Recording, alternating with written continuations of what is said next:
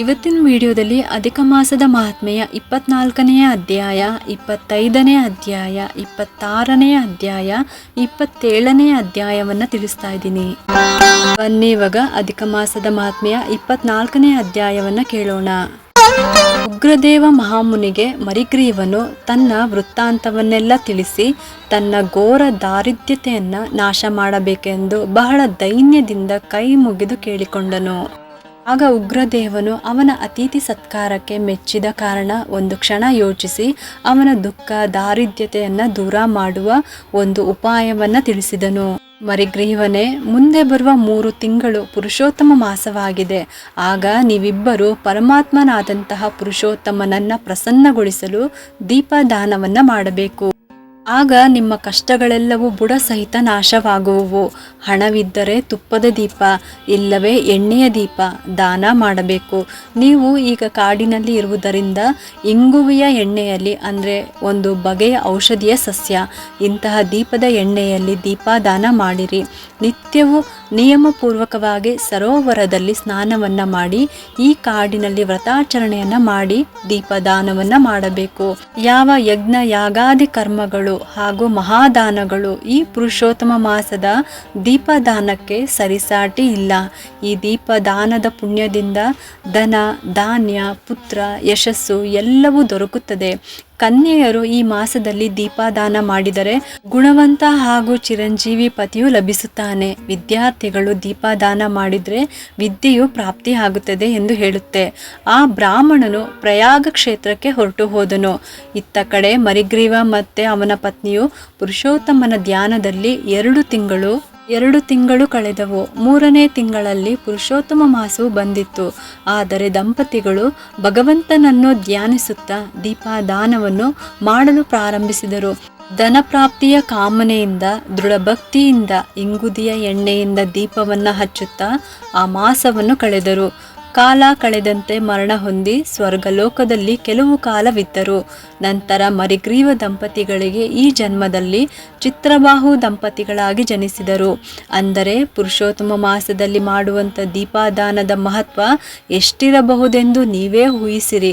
ಈ ರೀತಿಯಾಗಿ ಅಗಸ್ತ್ಯರು ಚಿತ್ರಬಾಹುವಿಗೆ ಆತನ ಪೂರ್ವಜನ್ಮದ ವೃತ್ತಾಂತವನ್ನು ತಿಳಿಸಿ ಅವರಿಗೆ ಆಶೀರ್ವಾದಿಸಿ ತಮ್ಮ ಆಶ್ರಮಕ್ಕೆ ಹೊರಟು ಹೋದರು. ಎಂಬಲ್ಲಿಗೆ ಪುರುಷೋತ್ತಮ ಮಾಸದ ಮಹಾತ್ಮೆಯ 24ನೇ ಅಧ್ಯಾಯವು ಸಂಪೂರ್ಣವಾಯಿತು.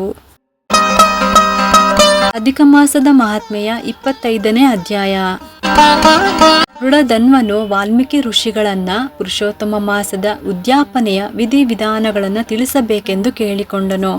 ಆಗ ಋಷಿಗಳು ಹೇಳುತ್ತಾರೆ, ಪುರುಷೋತ್ತಮ ಮಾಸದ ವ್ರತಾಚರಣೆಯ ಸಂಪೂರ್ಣ ಫಲಪ್ರಾಪ್ತಿಗಾಗಿ ಈ ವ್ರತಾಚರಣೆ ಮಾಡಬೇಕು. ಈ ಮಾಸದ ಕೃಷ್ಣ ಪಕ್ಷದ ಚತುರ್ದಶಿ, ಅಷ್ಟಮಿ ಅಥವಾ ನವಮಿ ತಿಥಿಗಳು ಉದ್ಯಾಪನೆ ಮಾಡಲು ಪವಿತ್ರವಾದಂತಹ ತಿಥಿಗಳು. ಅಂದು ಪ್ರಾತಃಕಾಲದಲ್ಲಿ ಎದ್ದು ಪ್ರಾತರ್ ವಿಧಿಗಳನ್ನು ಪೂರೈಸಿ ನಂತರ ಶಕ್ತಿ ಇದ್ದಷ್ಟು ಪೂಜಾ ಸಾಮಗ್ರಿಗಳನ್ನು ಜೋಡಿಸಿಕೊಳ್ಳಬೇಕು. ಮೊದಲು ಪತ್ನಿ ಸಹಿತವಾಗಿ ಹೋಗಿ 33 ಬ್ರಾಹ್ಮಣರನ್ನು ಆಹ್ವಾನಿಸಬೇಕು. ಅಷ್ಟು ಶಕ್ತಿ ಇಲ್ಲದಿದ್ದರೆ 5 ಇಲ್ಲವೇ 7 ಬ್ರಾಹ್ಮಣರನ್ನು ಕರೆಯಬೇಕು.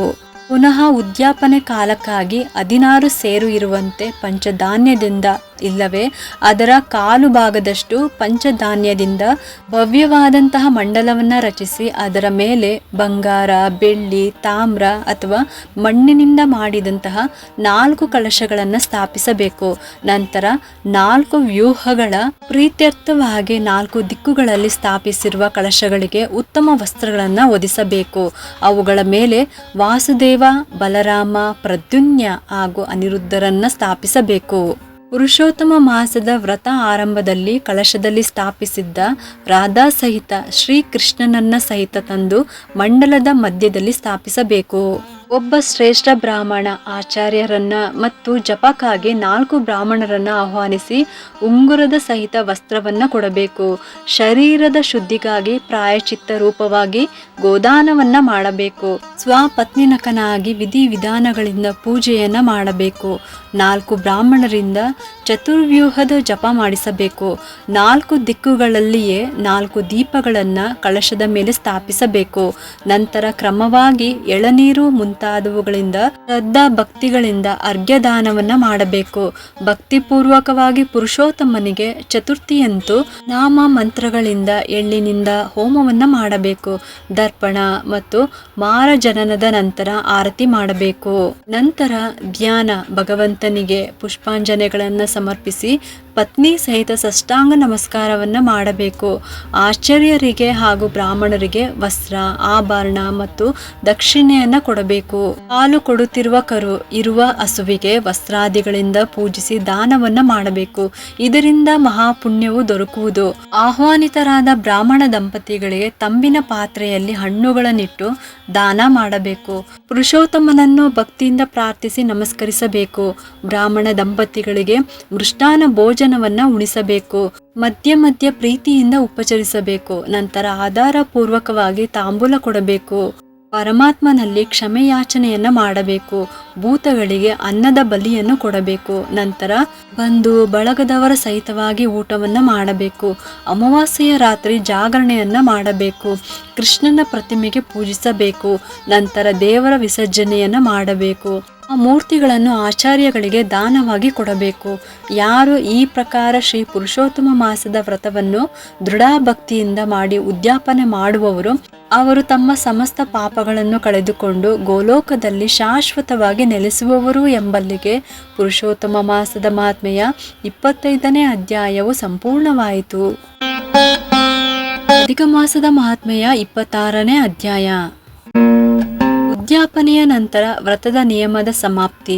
ವಾಲ್ಮೀಕಿ ಮಹರ್ಷಿಗಳು ದೃಢಧನ್ವನಿಗೆ ಹೇಳಿದನು, ಪುರುಷೋತ್ತಮ ಮಾಸದ ವ್ರತ ಮಾಡುವಾಗ ನಕ್ಷತ್ರಗಳನ್ನ ನೋಡಿ ಅಥವಾ ಒಂದು ಹೊತ್ತು ಭೋಜನ ಮಾಡುವವರು ವ್ರತದ ಸಮಾಪ್ತಿಗಾಗಿ ಬ್ರಾಹ್ಮಣರಿಗೆ ಭೋಜನವನ್ನು ಮಾಡಿಸಬೇಕು.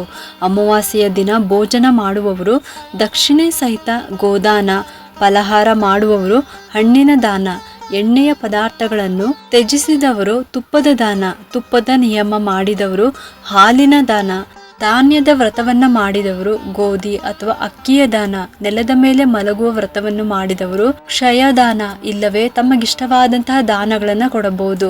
ಪುರುಷೋತ್ತಮ ಮಾಸದಲ್ಲಿ ದೀಪದಾನ ಮಾಡುವವರು ಒಂದು ತಾಮ್ರದ ಪಾತ್ರೆಯಲ್ಲಿ ತುಪ್ಪದ ಬತ್ತಿಯನ್ನು ಇಟ್ಬಿಟ್ಟು ದೀಪ ಹಚ್ಚಿ ದಾನ ಕೊಡಬೇಕು. ಒಂದು ತಾಮ್ರದ ಪಾತ್ರೆಯಲ್ಲಿ ತಾಮ್ರದ ಬತ್ತಿಯನ್ನು ಇಟ್ಬಿಟ್ಟು ದೀಪ ಹಚ್ಚಿ ದಾನ ಕೊಡಬೇಕು. ಹೀಗೆ ಮಾಡಿದವರು ತಮ್ಮ ಮನೋಭಿಲಾಷೆಯನ್ನು ಪಡೆಯುತ್ತಾರೆ. ಅವರವರ ವ್ರತ ನಿಯಮದ ಸಮಾಪ್ತಿಯಲ್ಲಿ ಮಾಡಿರೋ ದಾನದಂತೆ ಅದರ ಫಲವನ್ನ ಪಡೆಯುತ್ತಾರೆ. ತಮ್ಮ ಎಲ್ಲ ಶುಚಿತ್ವದ ಕ್ರಿಯೆಗಳಿಗೂ ದರ್ಬೆಯನ್ನು ಉಪಯೋಗಿಸಬೇಕು. ಯಾಕೆಂದರೆ ದರ್ಬೆಯು ಅತ್ಯಂತ ಪವಿತ್ರವಾದದ್ದು ಎಂದು ಹೇಳಲಾಗುತ್ತದೆ. ಈ ನಿಯಮಗಳನ್ನೆಲ್ಲ ಮಾಡುವವರು ಶೂದ್ರರಾಗಿ ಜನಿಸುವರು ಎಂಬಲ್ಲಿಗೆ ಪುರುಷೋತ್ತಮ ಮಾಸದ 26ನೇ ಅಧ್ಯಾಯವು ಸಂಪೂರ್ಣವಾಯಿತು. ಅಧಿಕ ಮಾಸದ ಮಹಾತ್ಮೆಯ 27ನೇ ಅಧ್ಯಾಯ. ದೃಢಧನ್ವನು ವಾಲ್ಮೀಕಿ ಮಹರ್ಷಿಗಳನ್ನು ಬೀಳ್ಕೊಟ್ಟ ನಂತರ ತನ್ನ ಪತ್ನಿಗೆ ಹೇಳಿದನು, ಅರಿಷಡ್ ವರ್ಗಗಳಿಂದ ತುಂಬಿರುವ ಸಾರರಹಿತ ಸಂಸಾರದಲ್ಲಿ ಯಾವ ಸುಖವಿದೆ? ಅದರಿಂದ ಈ ನಶ್ವರ ಶರೀರದಿಂದ ಬಿಡುಗಡೆ ಹೊಂದಿ ಮೋಕ್ಷ ಪ್ರಾಪ್ತಿಗಾಗಿ ಕಾಡಿಗೆ ಹೋಗುತ್ತಿರುವೆ. ಅಲ್ಲಿ ಪುರುಷೋತ್ತಮನನ್ನು ಧ್ಯಾನಿಸುತ್ತಾ ತಪಸ್ಸು ಮಾಡುವೆ ಎಂದು ಹೇಳಿದನು. ಆ ಮಾತನ್ನ ಕೇಳಿ ಪತಿವ್ರತಿಯಾದಂತಹ ಗುಣಸುಂದರಿಯು ಪತಿಯ ಜೊತೆ ಬರುವುದಾಗಿ ತಿಳಿಸಿದಳು. ರಾಜನು ತನ್ನ ಮಗನಿಗೆ ಪಟ್ಟವನ್ನ ಕಟ್ಟಿ ಪತ್ನಿಯ ಸಹಿತ ಕಾಡಿಗೆ ಹೋಗಿ ಉಗ್ರವಾದಂತಹ ತಪಸ್ಸನ್ನು ಆಚರಿಸಿದರು. ಪುರುಷೋತ್ತಮ ಮಾಸ ಸಂಪೂರ್ಣವಾದ ಮೇಲೆ ಒಂದು ವಿಮಾನವು ಬಂದು ಆ ದಂಪತಿಗಳನ್ನು ಕರೆದುಕೊಂಡು ಗೋಲೋಕಕ್ಕೆ ಹೋಯಿತು. ಪುರುಷೋತ್ತಮ ಮಾಸದಲ್ಲಿ ಆಚರಿಸಿದ ತಪದ ಫಲವಾಗಿ ಅವರಿಬ್ಬರು ಶಾಶ್ವತವಾಗಿ ಶ್ರೀಕೃಷ್ಣನ ಸನ್ನಿಧಾನದಲ್ಲಿ ವಾಸಿಸತೊಡಗಿದರು. ನಾರಾಯಣನು ನಾರದಗೆ ಹೇಳಿದರು, ಈ ಪುರುಷೋತ್ತಮ ಮಾಸದ ಮಹಾತ್ಮೆಯನ್ನು ವರ್ಣಿಸಲು ಯಾರಿಂದಲೂ ಕೂಡ ಸಾಧ್ಯವಿಲ್ಲ. ಈ ಭೂಮಿಯಲ್ಲಿ ಈ ಮಾಸದ ವ್ರತಕ್ಕೆ ಸರಿಸಮಾನಾದ ವ್ರತವೂ ಇಲ್ಲ. ತಿಳಿದೋ ಅಥವಾ ತಿಳಿದೆಯೋ ಈ ಮಾಸದಲ್ಲಿ ಉಪವಾಸ, ತೀರ್ಥ ಸ್ನಾನ, ದಾನ, ಜಪ ಮಾಡಿದರೆ ಕೋಟಿ ಜನ್ಮದ ಪಾಪವೆಲ್ಲವೂ ನಾಶವಾಗುತ್ತದೆ. ಒಂದು ದುಷ್ಟ ಕೋತಿಯು ತಿಳಿಯದೆಯೇ ಈ ಮಾಸದಲ್ಲಿ 3 ದಿನ ತೀರ್ಥ ಸ್ನಾನವನ್ನು ಮಾಡಿದ ಕಾರಣ ತನ್ನ ಸಮಸ್ತ ಪಾಪಗಳಿಂದ ಮುಕ್ತನಾಗಿ ಗೋಲೋಕವಾಸಿಯಾಯಿತು. ಆಗ ನಾರದರು ಆ ದುಷ್ಟ ವಾನರನ ಕಥೆಯನ್ನು ಸವಿಸ್ತಾರವಾಗಿ ಕೇಳುವಂತೆ ಕೇಳಿಕೊಂಡನು. ಆಗ ನಾರಾಯಣನು ಆ ಕಥೆಯನ್ನು ನಾರದರಿಗೆ ತಿಳಿಸುತ್ತಾರೆ. ಹಿಂದೆ ಕೇರಳ ದೇಶದಲ್ಲಿ ಒಬ್ಬ ಬಹಳ ದುರಾಸೆಯ ಹಾಗೂ ಜಿಪುಣ ಬ್ರಾಹ್ಮಣನಿದ್ದನು. ಅವನ ಅತಿ ಜಿಪುಣತನದ ಕಾರಣದಿಂದ ಅವನನ್ನು ಎಲ್ಲರೂ ಕದರಿಯನೆಂದು ಕರೆಯುತ್ತಿದ್ದರು. ಒಂದು ದಿನವೂ ತಂದೆ ತಾಯಿಗಳ ಸೇವೆಯನ್ನ ಮಾಡಲಿಲ್ಲ, ವ್ರತ ಪೂರ್ವಾದಿಗಳನ್ನು ಮಾಡಲಿಲ್ಲ. ತಾನು ತಿನ್ನದೆ ಪತ್ನಿಗೂ ಪುತ್ರರಿಗೂ ಊಟ ಬಟ್ಟೆ ಕೊಡದೆ ಹಣವನ್ನು ಕೂಡಿಡುತ್ತಿದ್ದನು. ಅವನ ಸ್ನೇಹಿತನೊಬ್ಬ ತೋಟದ ಮಾಲೀಕನಾಗಿದ್ದನು. ಅವನ ಬಳಿ ಹೋಗಿ ದೈನ್ಯದಿಂದ ಬೇಡಿ ತೋಟದಲ್ಲಿ ಕೆಲಸ ಮಾಡುತ್ತಿದ್ದನು. ಅವನಿಗೆ ಮೋಸ ಮಾಡಿ ತೋಟದ ಹಣ್ಣುಗಳನ್ನೆಲ್ಲ ಕಳ್ಳತನ ಮಾಡುತ್ತಿದ್ದನು. ಕೊನೆಗೆ ಒಂದು ದಿನ ಮರಣ ಹೊಂದಿದನು. ಯಮಲೋಕದಲ್ಲಿ ಯಮಧರ್ಮನಿಗೆ 1000 ಬಾರಿ ವಾನರನಾಗಿ ಜನಿಸುವಂತೆ ಆಜ್ಞೆ ಮಾಡಿದನು ಎಂಬಲ್ಲಿಗೆ ಪುರುಷೋತ್ತಮ ಮಾಸದ 27ನೇ ಅಧ್ಯಾಯವು ಸಮಾಪ್ತಿಯಾಯಿತು.